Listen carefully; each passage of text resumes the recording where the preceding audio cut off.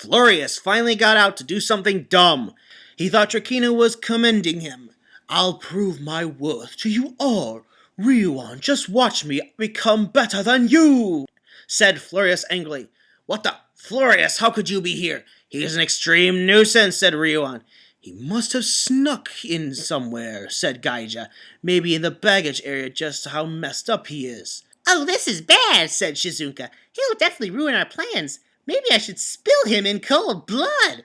Flurious decided to attack the Goggle 5 team. "Look out, Goggle 5, here I come," said Flurious. The Goggle 5 were dealing with Flurious's troops rather easily. The senior citizens shed their disguises, revealing that they were actually Satoru and company. "What is going on?" "Well, we nailed you now, Snowman," said Satoru. "Everybody morph!" They morphed into Boken Red, Gohan Black, Zeo Ranger 3, Maji Yellow, and Pink Ranger 1.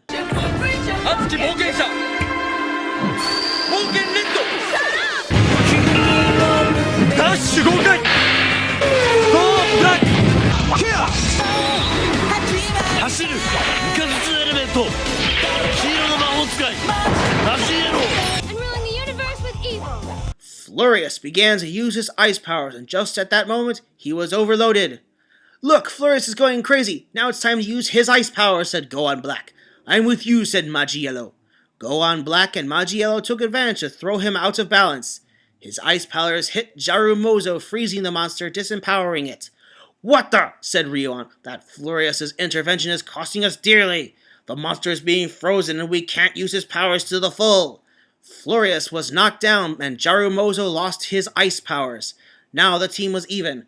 The Jaru Soul Dresser, together with the carts and Mardramen, began filling the area and leaving the heroes to do battle. The Goggle 5 team began to use their basic gymnastic moves to beat the footmen. Goggle Yellow used his hammer to crush the carts into pieces. Boken Red, Gohan Black, Zeo Ranger 3, Maji Yellow, and Pink Ranger 1 were also involved in the battle. Boken Red drew the Golden Sword technique. Gohan Black used his sniper abilities to take away the foes from afar.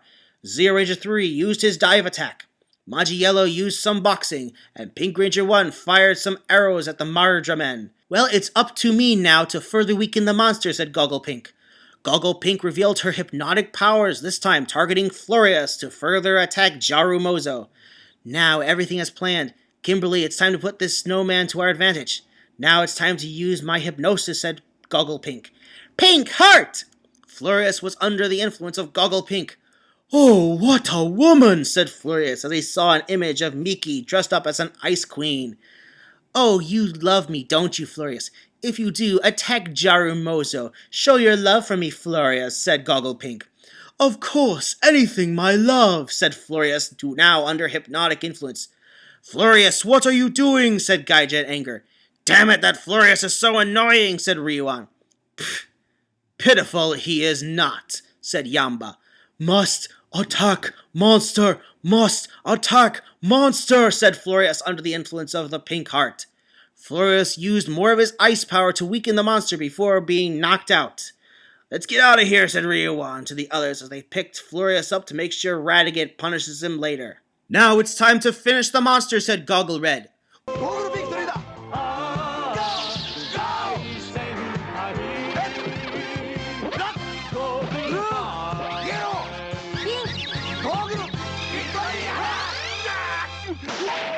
"We did it! We managed to beat him, but not without the help of a dumb snowman," said Goggle Red. "Well, brains work," said Goggle Pink.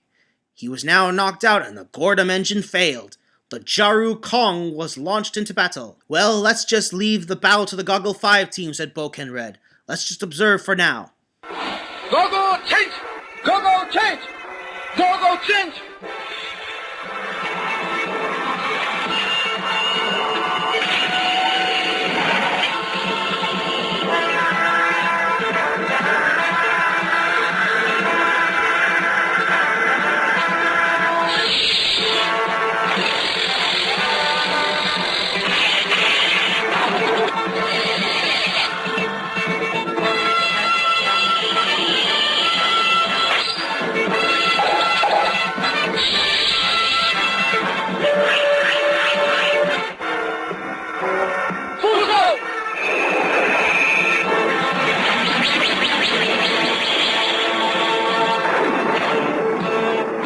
Goggle Robo began to battle Jaru Mozo.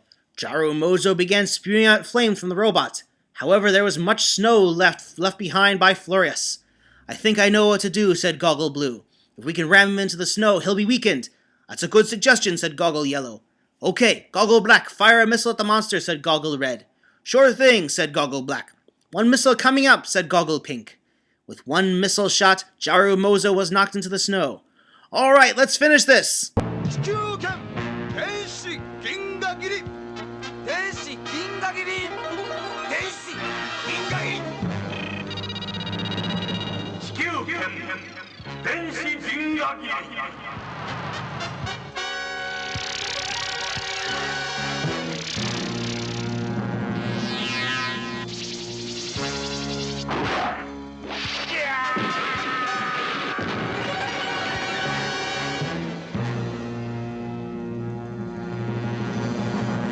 At Death Dark headquarters, Fuhrer Taboo was punishing Deathkiller and Marzuka with his laser beams.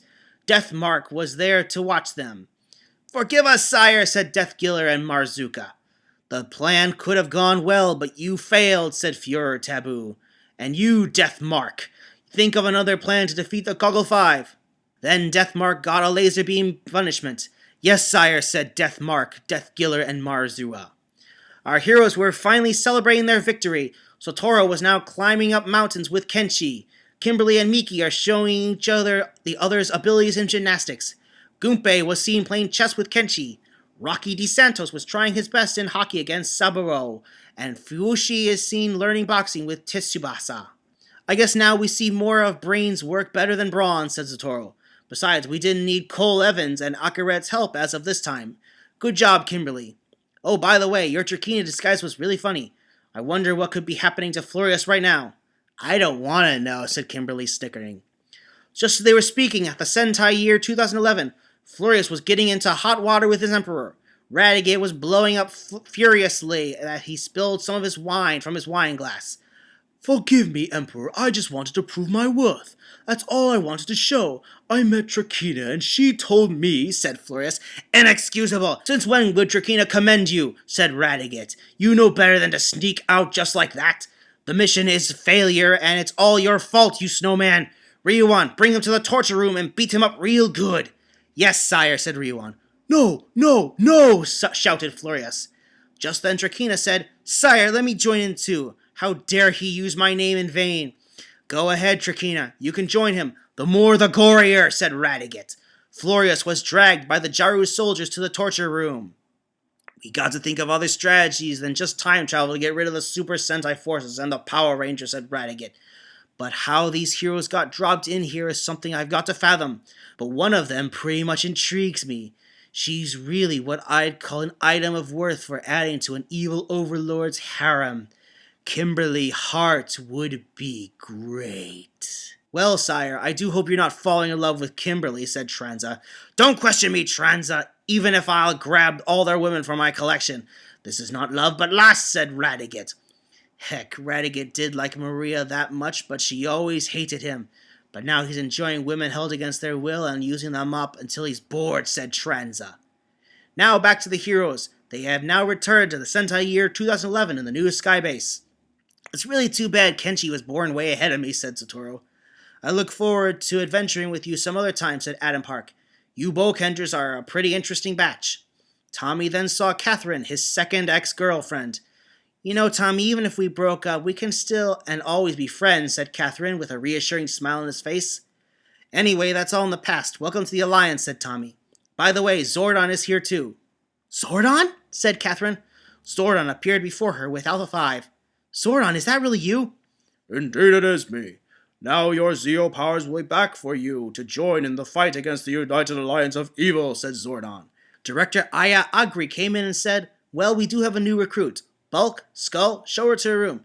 Yes, ma'am, said Bulk and Skull, both dressed up as bellboys. By the way, said Director Aya Agri, we will start providing your needs like soldiers and paying you a decent salary so you people can enjoy your stay here. Thanks, said Catherine. In Catherine's mind was Tommy, her one-time ex-boyfriend. Now they've met each other again. Jason came to greet her. Catherine, so you're here too, said Jason. That I am, said Catherine. Director Aya may be strict with all our operations, but she's really a nice person. You may want to meet the Supreme Commander soon, said Jason. Oh, sure, said Catherine. Billy and Ranu Itsuki then ran into her. Hi, Catherine, this is Ranu Itsuki, said Billy. Oh, hi, said Ranu. Is she your girlfriend? I thought you were with Sestra, said Catherine. We did break up, said Billy. She's really a nice person, but she's not my girlfriend. You'll be interested to read what she does. In fact, she's way smarter than I am. You'll be interested to see her lectures. In fact, she helped me become a walking laboratory. Billy, you're too modest again, said Ranu, remarking Billy also amazed her well in one way or another. I guess you two are just denying it, said Catherine, laughing.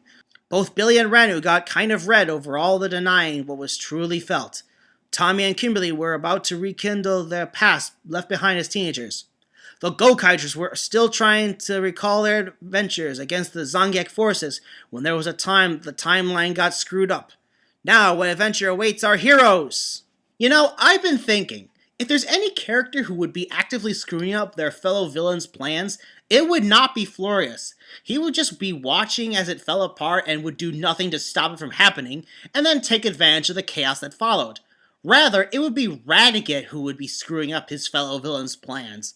Not because of stupidity, but rather it would be intentional sabotage on his part. Why? Because his ego wouldn't let another villain kill the heroes. He would want to do it himself.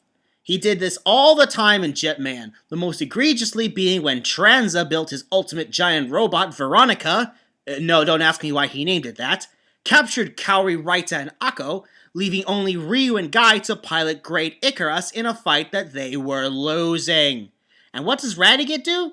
Wait for Transit to defeat them and then usurp power?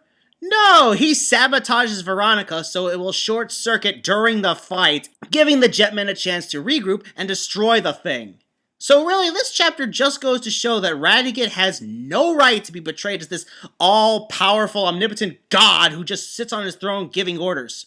For someone who claims that Jetman was his childhood, Akizuki certainly doesn't understand anything about it.